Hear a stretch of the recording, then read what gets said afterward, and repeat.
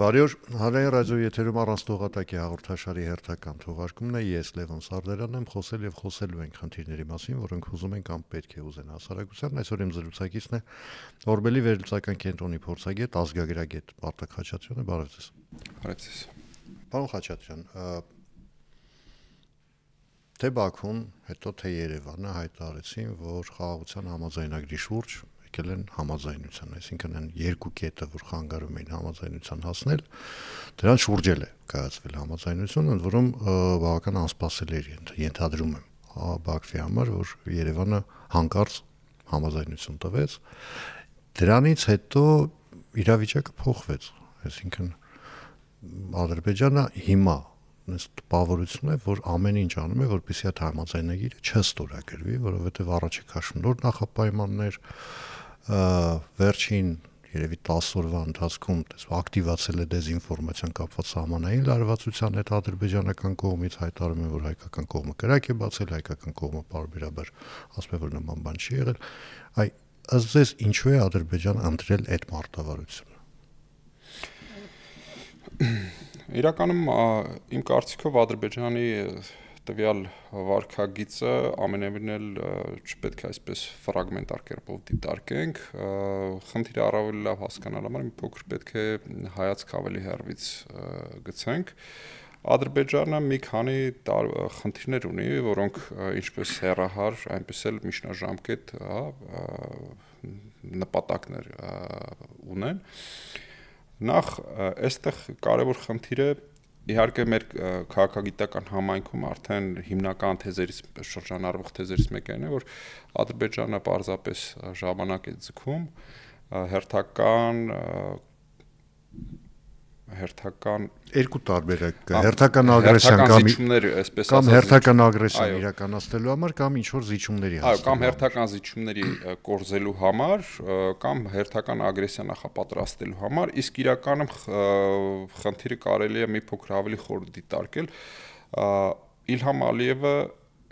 երբ գալիս էր իշխանության 2003 թվականին, հոր մահվանից հետո, իր իշխանավարությունը գաղափարական, քարոզչական իմաստով հիմնավորելու համար ինքը ուներ հասարակության համար, այսպես ասենք մարսվող նյութ, դա Լեռնային Ղարաբաղի հակամարտությունն էր։ Եվ Իլհամ Ալիևի ամբողջ իշխանավարման այդ գաղափարաքարոզչական հենքը եղել է հենց այդ հակամարտությունը։ Ներկայումս եւ որ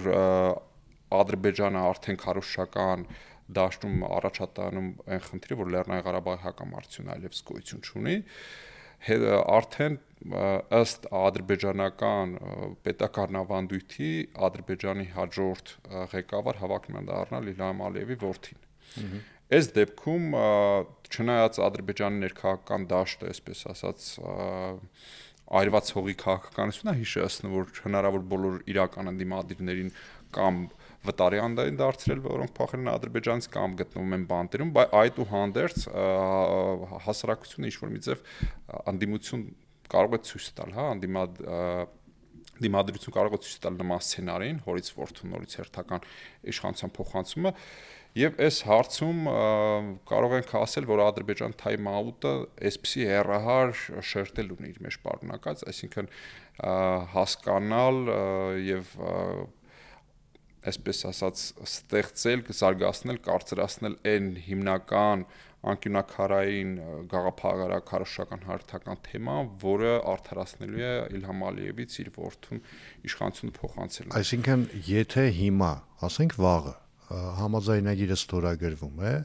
այդ պաշտոնական թեզը, որ Հայաստանը մեր թշնամին է, արանքից դուրս է գալիս եւ այդտեղ խնդիրներ են առաջանում։ Այդտեղ խնդիրը ընդհանրապես հայկականության թեմայի, այսպես ասած, դուրս հանելը ադրբեջանական քարոզչական գաղափարական այդ ոլորտից միանգամից լուրջ խնդիրների առաջականգնեցնելու, ինչի ես նորից վերադառնամ սկզբում ասվածին, որ ընդհանրապես քաղաքականությունը ինքը սիրում է ամբողջական հայացք դիտանկին։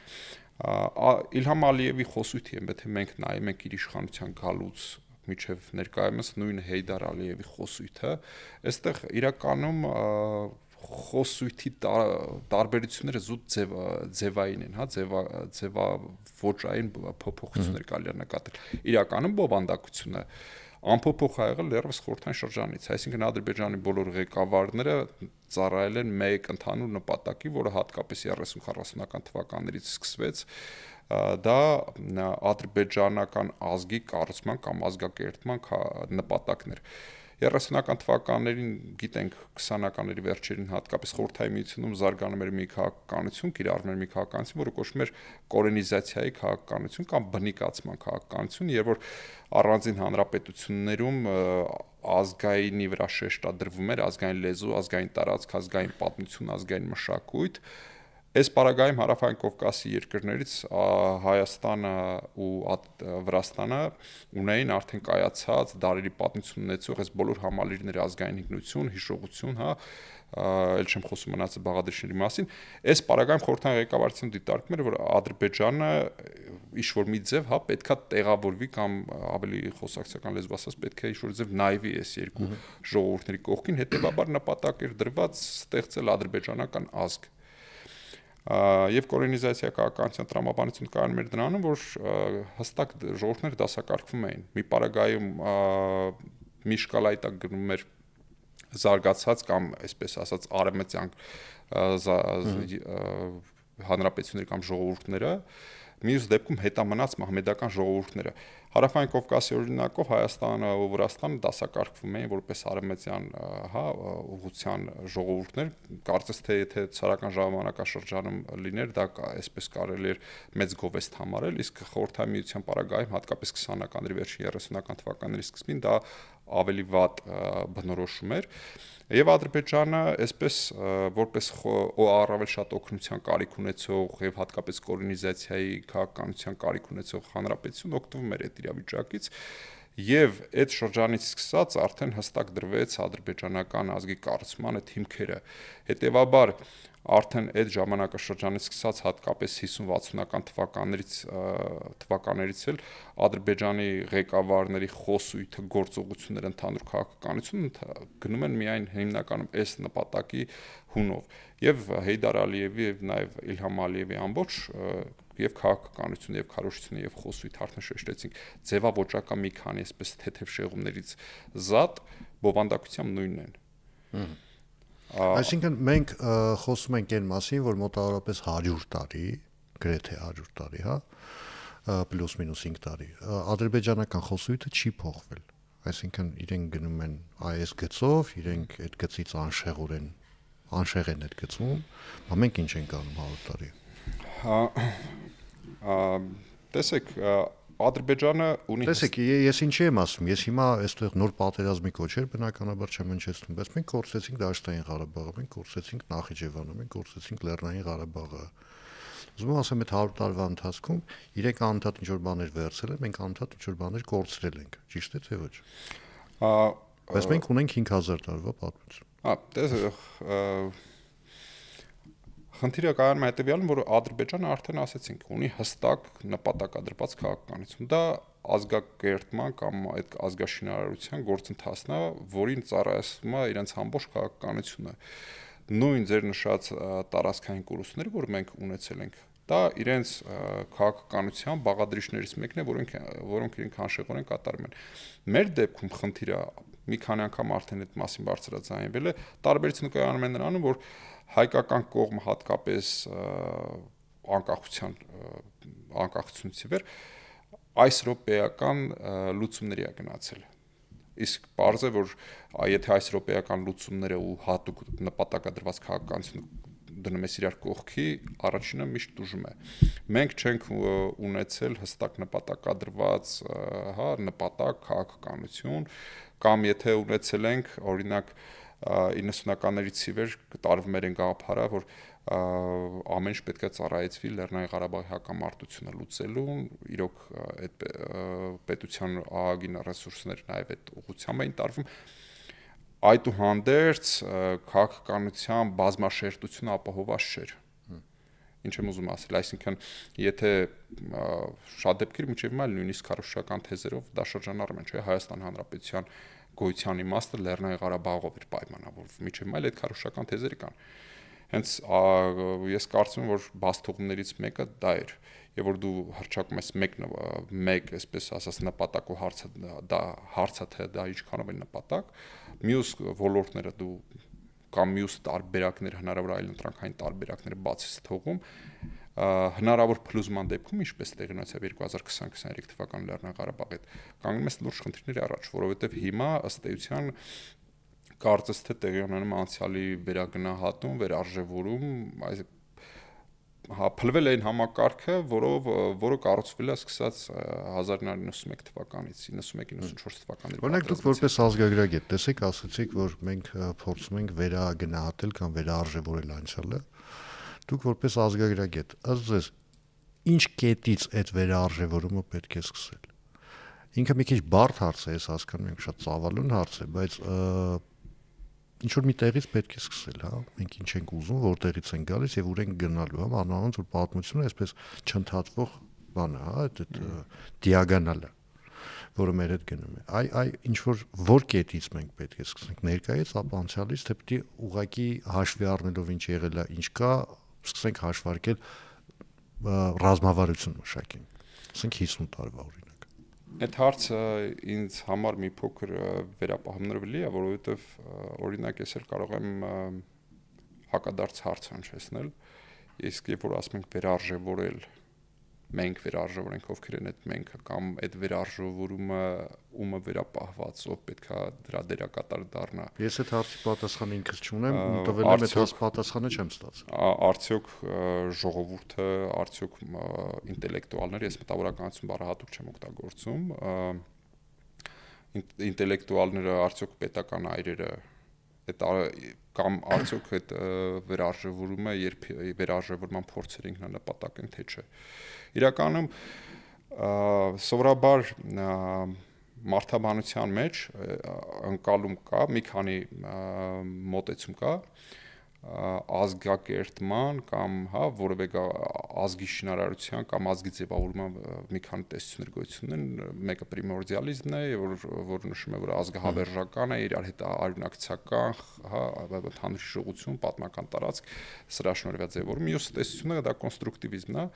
ըստ որի ազգը հավերժական է մտքի հետ ակադներն ու շումերները չէին համաձայն երևի։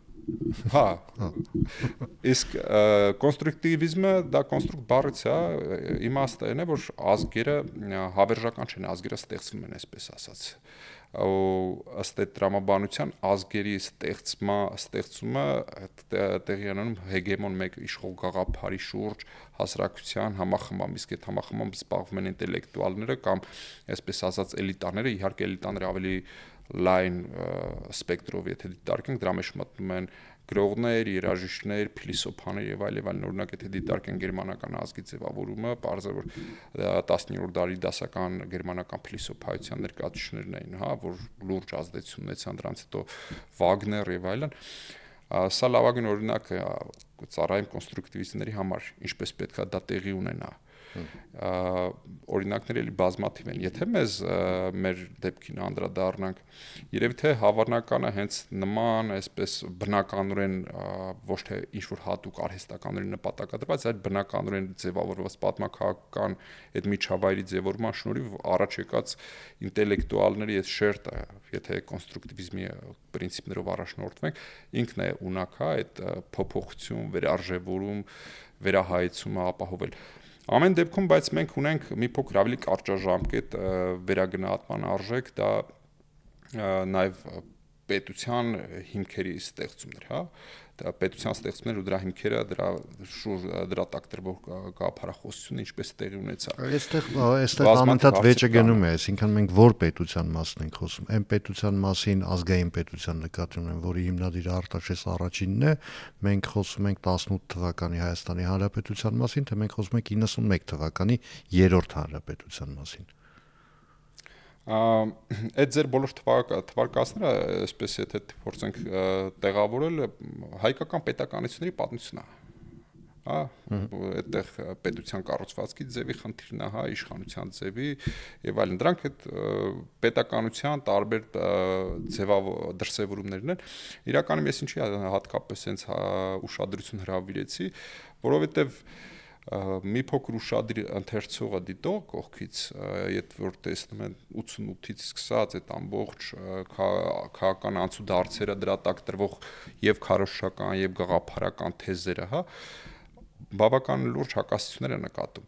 Ու բացառված չի, որ այն արդյունքը, որ մենք ունեցանք 2020 թվականին, հետո նաեւ 2023-ին այդ ողբերգական իրադարձությունների արդյունքում նաև պայմանավորված էին այդ ժամանակահատվածի այդ մոտեցումներով, այսինքն ականները, որոնք դանդաղ գործողության ականներ էին, ժամանակի ընթացքում պետքա դրսևորվեին։ Այլ հարց է, որ մի դեպքում այդ ականի վրա կարելի է ականը շրջանցել, չգիտեմ, կամ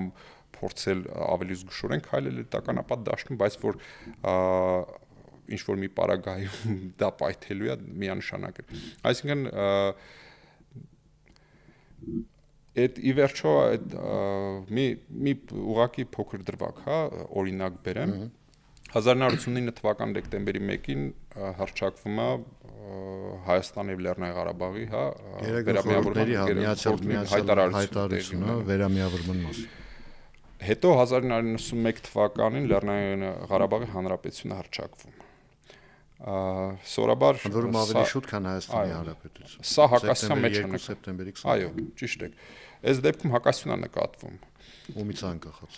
Անկախացումից բացի։ Սովորաբար ասում եմ, եւ որ այս թեզ առաջ ես քաշում, երբեմն այդ քաղաքականության ջատագովները ասում են, գիտեք, 89 թվականի դեկտեմբերի 1-ի ակտը դա այլ պետության ՀԽՍՀ եւ Լեռնային Ղարաբաղի ինքնավար մարզի մեջ կնքված հայտարարություն էր, հա, իսկ 1991 թվականին արդեն Լեռնային Ղարաբաղը սեպտեմբերի 2-ին հռչակեց իր անկախությունը, այսինքն մի փոքր իրավաքաղաքական շերտ է տրվում։ Սա մի կողմ, ինչքանով է ճիշտ, ինչքանով ճիշտ չի, դա մի կողմ։ Խնդիրը այլի մեջ է։ Իսկ գաղափարական առումով մարդկանց հասարակության հանրության համար ինչ պարզաբանում պետք է տրվել այդ գործողությանը։ Դա լրիվ այլ խնդիր է։ Միգուցե իրավաքաղաքական առումով ճիշտ են այս թեզի կողմնակիցները, բայց զուտ քարոզչական ու ավելի երկարատև այդ գաղափարական հեռանկարի համար այս հարցը պատասխան չունի։ Հաջորդը հակասությունը 1998 թվականին, երբ որ նախագահի հրաժարական եղավ։ Միջև այդ Լեռնային Ղարաբաղից Հայաստան էր տեղափոխվել ընտրված հանրապետության նախագահը որպես վարչապետ։ Այս դեպքում այդ ժամանակ նույնիսկ հրապարակախոսական բազմաթիվ հոդվածների մեզ հանդիպել այդ ձայներ, որ դա բավական լուրջ վտանգավոր քայլ է, որովհետև դու տարիներ շարունակ 94 թվականից նշում ես, որ Լեռնային Ղարաբաղի Հանրապետությունը անկախ հանրապետություն է, Հայաստանը զուտ աջակցություն է ցույց տալիս անվտանգության ապահովման տեսանկյունից, այդ դեպքում ինչպես է ստացվում, որ կամ ինչպես կարելի է միջազգային հանրությանը բացատրել, որ անկախ հանրապետության նախագահին բերում ես դարձնում ես վարչապետ։ Իսկ արդեն 98-ի նախագահական ընտրությունների ժամանակ, որ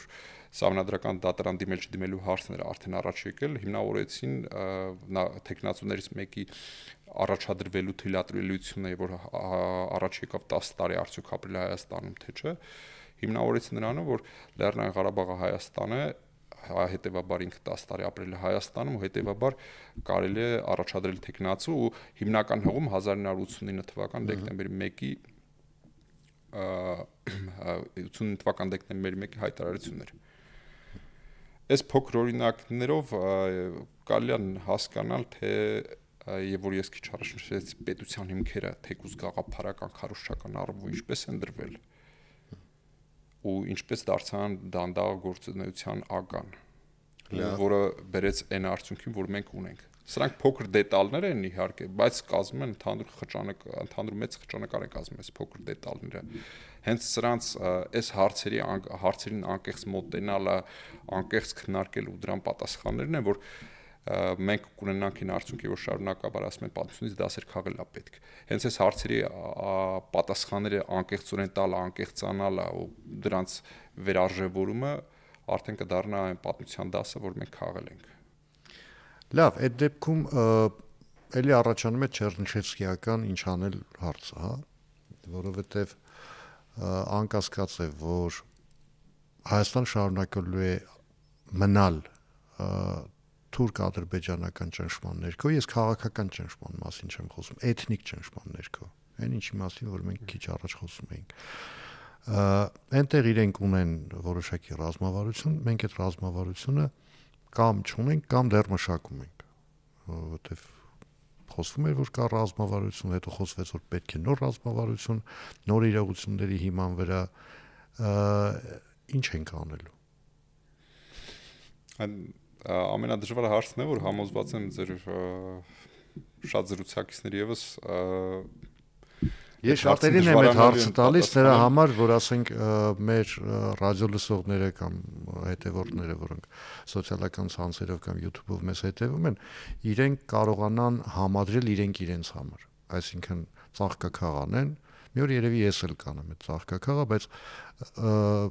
մարդիկ պետք է այս հարցերի պատասխանները լսեն եւ ընտրեն իրենց համար նախընտրելիները։ Նպատակը էս է այս հարցադրումների։ Կդժվարանա միանշանակ այսպես բանաձևած հստակ պատասխան տալ, թե ինչ պետք է անել կամ արդյոք այդ տվյալ բանը անելը երաշխավորված մեր ցանկալի արդյունքին հասնելու է, թե չէ։ Ես ուղղակի կարծում եմ մեզ համար անհրաժեշտ է պետության, պետական կառավարման, ընդհանուր պետության գոյության այս ամբողջ համալիրում ճիշտ մոտեցում ցուցաբերել։ Ինչ եմ ուզում ասել։ 1991 թվականի անկախացումից հետո գաղտնիք չի, որ պետությանը վերաբերող հարցերը, նաև արտաքին քաղաքականության առումով, շարունակաբար ստորադասվել են ներքաղաքական, սեփական խնդիրները լուծելուն, արդեն շատ է ծամծմվել այդ թեզը, որ Լեռնային Ղարաբաղի կոնֆլիկտը եւս ծառայեցնում է ներքաղաքական հարցեր լուծելուն ու բավական արդյունավետ էր օգտագործվում իրականում։ Եվ կարծում եմ այս դեպքում պետությանը վերաբերող հարցերում պետք է առավել շատ, քիչ առաջ մենք խոսեցինք Ադրբեջանի քաղաքականության մասին, պետք է հիմնականում կենտրոնանալ պետության գոյության ընդհանրապես նպատակների համար։ Ինչու՞ է պետք է անում պետության գոյության իմաստը։ Նախ այս հարցը պետք է մարսենք, հետո արդյոք հասկանանք այդ գոյության իմաստը, որ նշում ենք, արդյոք դա ընդհանրապես այսինքն որպես այդպեսին ազգապահպանությունը չի քննարկվում, ինչի տեսեք, որտեղ մենք 1000 տարի պետություն չենք ունեցել, ազգը մնացել է, չէ՞։ Սեփական պետություն ունեցող պետությունում ազգապահպանությունը ժամանակավոր է բանիմաստ հարցադրում է, եւ որ շարունակաբար խոսում են հայապահպանություն, ազգապահպանություն, Հայաստանի Հանրապետությունում այդ խնդիրը չունենք։ Հաշվի առնենք, որ Հարավային Կովկասի ամենամիատար էթնիկ պետությունն ենք մենք, էթնիկ խճանկարի առումով ամենամիատարն ենք։ Այսինքն ինչից պաշտպանել ազգապահպանություն, այդ պահպանություն բառը ում նկատմամբ։ Սորոսի։ Նու դա քարոշչական այլ շերտեր են այդտեղ չեմ ուզում մտնել, այդուհանդերձ դա ժամանակավոր է գաղափարախոսություն է, հենց ազգապահպանության կամ հայապահպանության, որոնք երբեմն մեր իրականության մեջ ընկալվում են պետական բաղադրիչը հանած, որովհետև օրինակ գիտենք արևմուտքում հատկապես nation-ը ազգը դա երկիմաստ բան ունի, հա, սովորաբար nation ասելով հասկանում են եւ բնակչությանը, հանրությանը եւ պետությանը։ Մեր լեզվական ավանդույթը բացառությունն է։ Ազգ ասելով մենք նկատի ունենք ամեն ինչ, այստեղ ինչ որ մի տոհմ, ավելի ժողովուրդ, հա, շատ դեպքերում այդ ազգի մեջ այդ պետության բաղադրիչը կորսվում է, այսինքն եւ որ դու քո պետության գոյության ժամանակահատվածում շարունակաբար խոսում ես ազգի մասին, ազգապահպանության մասին, հայապահպանության մասին, ինչ մի փոքր իմ համար այսպես ասած արհեստական տերմին է հայապահպանություն կոչվածը։ Հետևաբար դու քո ուշադրությունից եւ քո գործողությունների այդ սպեկտրից բաց ես թողում ամենակարևորը։ Պետությունը հասարակության կենսագործունեությունը, այդ կենսագործունեությունը միայն եսի նկատի չունեմ կենսաբանական առումով, մշակութային, քաղաքակրթական բոլոր առումներով, այդ պետությունը հասարակության հանրության կենսագործունեությունը ապահովող միջոց է, այսպես ասենք, նպատակ չի, միջոց է։ Հետևաբար այդ մեր վերագնահատումը հենց դրա դաշտում պետք է լինի, այսինքն հասկանաս դու ունես պետություն, այդ երջանկությունը քեզ վիճակվել է աշխարհի բազմաթիվ հազարավոր ազգություններից, էթնիկ հանրություններից ընդամենը 200-ն ունեն այդ պետությունը, դրանից մեկը դու ես, եւ հենց վերարժևորումը պետք է դրա հետ կապված լինի։ մեր հասարակությունը իր ոչ միայն հասարակությունը, ամենատարբեր շերտերի, որ այս հասարակություն ասում եմ, նկատի ունեմ պետությունը, պետական այրերը, ինտելեկտուալներ, բոլոր շերտերը սոցիալ մասնագիտական անխտիր, այդ վերարժևորումը պետք է ունենան։ Հա, պետությունը, այսպես ասած, սուրբ կով չի, որպեսի այդ գաղափարին չմոտենաս կամ փորձես այսպես բարդույթներով մոտենալ։ Ընդհակառակը, դա այն դաշտն է, որ դու որպես քաղաքական հանրույթ, հա, քաղաքական այսպես օրգանիզմ պետք է հասկանաս դրա նպատակները, այդ նպատակներին հասնելու քո հնարավորությունները, ռեսուրսները, ըստ այդմ վարել, այսպես ասած, այդ բառը շատ է ծանծնված, բայց ես էլ կօգտագործեմ առավել իրապաշտական, սեփական հնարավորություններին համապատասխան քաղաքականություն։ Այս դեպքում եթե վերադառնանք մեր խոսակցության սկզբին, ինչու ես ցանկանում եի շեշտադրել մի այլ կարևոր հանգամանք։ Հիմա ներկայումս հանրահարչակվել է խաղաղության պայմանագիրը, խաղաղության գնալու քաղաքականությունը, բայց այստեղ մեկ շեշտադրում եւս պետք է անենք, երբեմն հասարակության որոշ խումբ կամ որոշ մաս կարող է ունենալ ընկալում, որ խաղաղության պայմանագիրը ստորագրվեց, հաջորդ օրը իսկ միանգամից խաղաղություն է տիրելու։ Իմ ընկալմամբ խաղաղության պայմանագիրը ոչ թե վերջնակետն է դրա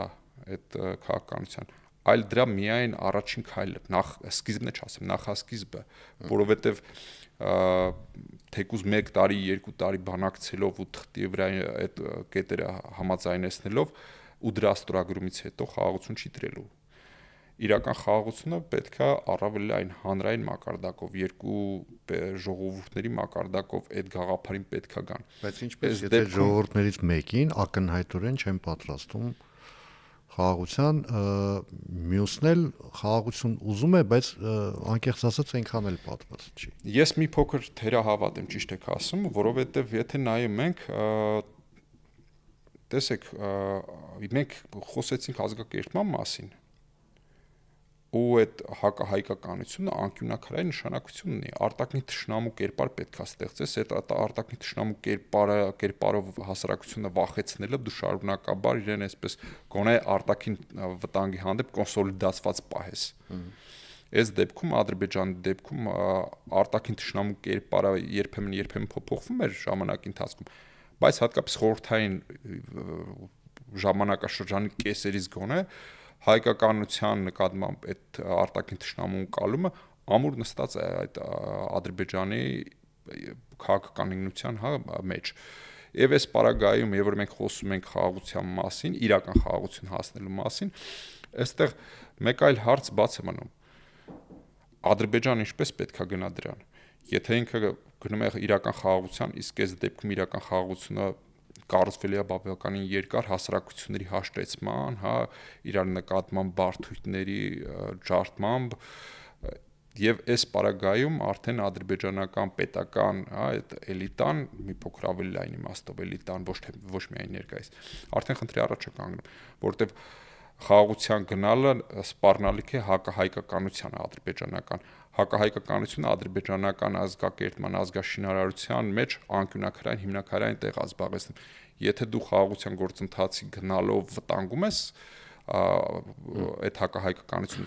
ադրբեջանական ազգային գծիկ պետական ինքնությունը արդեն փլուզման վտանգի առաջ է կանգնում։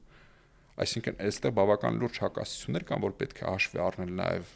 այդ քաղաքականություն մշակելուց եւ քաղաքականության հանդեպ քո քայլերի հաշվարկելուց։ Հասկացա, խաղաղությունը պետք է, որպեսզի քանդենք Ադրբեջանը։ Շնորհակալություն։ Զրույցի համար հիշեցնեմ, որ այսօր իմ զրուցակիցները ազգագրագետ, Օրբելի վերլուծական կենտրոնի փորձագետ Արտակ Խաչատրյանը, ես Լևոն Սարդարանն եմ, կհանդիպենք արդեն վաղը, նույն ժամին, նույն վայրում, հաջողություն եւ համբերություն բոլորիս։